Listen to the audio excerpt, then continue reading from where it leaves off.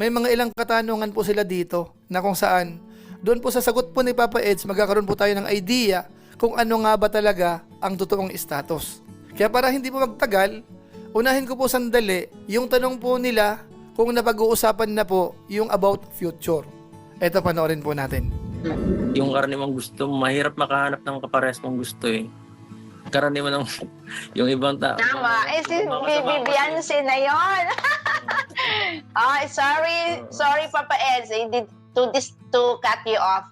Di ba, mahirap maghanap ng makakasundo mo. Eh, si Beyonce. Wala, natutuwa lang ako sa inyong dalawa. Sorry ha. Natutuwa lang kami kasi you know naman na love namin kayo. Di ba? Gandang Emmy, no? So, yun. Mahirap talaga makahanap. So, wag mo na pakawalan yan, Papa Eds. So, ayun. Gandang Emmy. Sobra lang ako natutuwa. Gawan si Gandang Emmy. Speaking of that, sa inyong dalawa ni Beyonce, Kalingap Edu, may time ba kayo na napag-uusapan nyo yung future nyong dalawa? Wow. Dati na pag-usapan na po namin yan. Oy, galing. Yun lang muna. Private. Bakit kinikilig tayo, ano? Natutuwa lang kami sa kanila kasi love namin sila. Dugtungan ko yung tanong ni Gandang Amy. Dugtungan ko. Kasi itong last na vlog, grabe makatingin si Beyonce. Napansin talaga pag may ginagawa si Beyonce yung mata na video ganyan. So sa vlog na ito, naku, may plano na sila in the future. At yun nga pala napag-usapan nila itong business, invest, mag-invest. So ang tanong ko, hindi sa inyong dalawa kasi siyempre, hindi pa kayo kasal. So, ikaw Kalingap Edu, may nagplano ka na ba to invest, na magkaroon ng business at the same time na nag-charity ka? Nagsimula ka na ba o plano? Kagaya na sinabi niyo po, marami po kayo nakitang pagbabago sa akin. Yes, oo. Invest ako sa sarili ko po. Sa sarili ko para mag-improve. Para pag-butanin pa. Yun lang nakikita niyo, pero marami akong pinaaral, ganyan. Tapos hangga't nagre-ready sa mga bagay na sa hinaharap yan. Naka-prepare na po yan. Oras na lang naghihintay. Wow! So ayun mga kabayan po natin, mukhang maliwanag ho, napag-usapan na po mga kabayan po natin. At yung dinugtong po ni Papa Eds, nakapag-prepare na, oras na lang ho ang hinihintay. Mukhang papasok po dito yung binabanggit po natin madalas. Panahon po ang magsasaysay mga kabayan po natin. Kaya dito po, maliwanag na seryoso po ang datingan po ng dalawa mga kabayan po natin.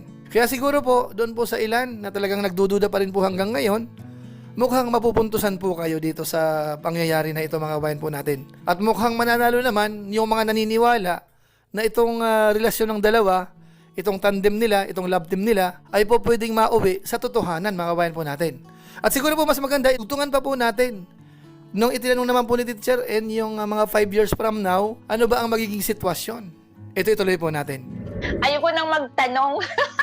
Kasi meron pa kaming katanungan. Yung sabi namin, in 5 years, ano na ang status ng EDSI? Diba? Kasi makaraan ang 5 taon, kumusta na ang EDSI? Kalingap Edu. Tapos yan Ang EDSID. Graduate. Happy ending na.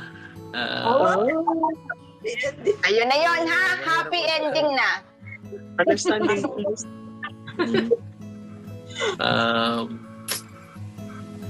Mahirap magsabi. Basta, matagal kasing panahon yan eh. So, baka Konting panahon na wala lang na kayo yan. mapanood na EDSI, tapos na ang EDSI nun, the end na, happy ending na eh. Hindi, yun. Tuloy-tuloy Wala po. na. Mr. and Miss. Oo, iba na yon. Mr. and Mrs. na.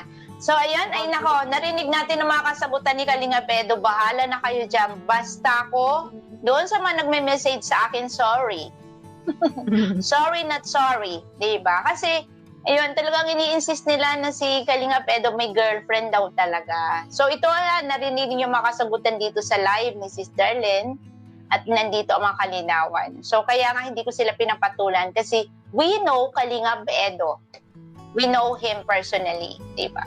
Eh yung mga naninira kay Kalingap Edo, we didn't even know them and we haven't met them, di ba? So hindi ako naniwala sa kanila. So ayun, ako satisfied sa mga katanungan at kasagutan ni Kalingap Edo ngayon. Yun lang ang gusto kong malaman ni Edsy. Simple lang po yung sinagot po ni Papa Eds dito. Happy ending daw po. Ano ho ba ang ibig sabihin nun? Malawak po yun mga kabayan po natin. Kapag ka sinabing happy, happy lahat. Happy si Papa Eds, happy si Beyonce. Ibig sabihin ho, pareho po sila masaya. At ang saya po nila ay mukhang magkasama mga kabayan po natin. Kasi alangan namang masaya si Papa Eds sa iba, tapos masaya din si Beyonce sa iba.